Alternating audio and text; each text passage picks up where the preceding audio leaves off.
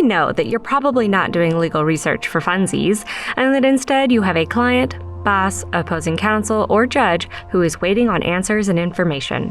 One of our most useful tools for sharing information is the option to copy with cite. No more worrying whether your citation will be formatted correctly.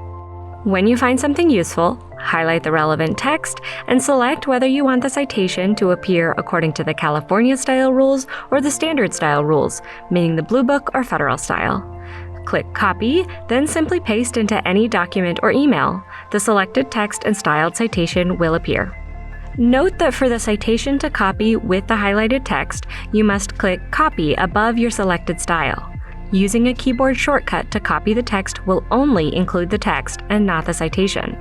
Pasting the properly copied text with citation, however, can be completed with a keyboard shortcut. Another great way to save or share your research is by printing what you found. The print icon is located in the upper right corner of every content page.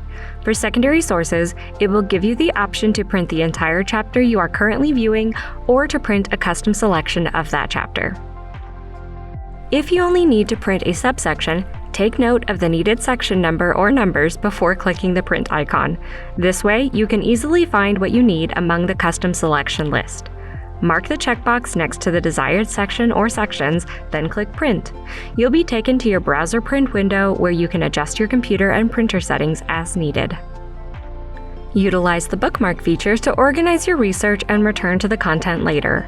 If you're not at the top of a page, click Back to Top, then click the gold bookmark icon in the upper right corner.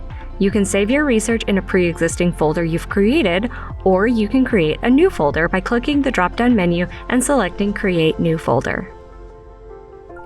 When you inevitably get interrupted during a research session, you can jump right back in using the history icon, which lives between the bookmark icon and profile avatar.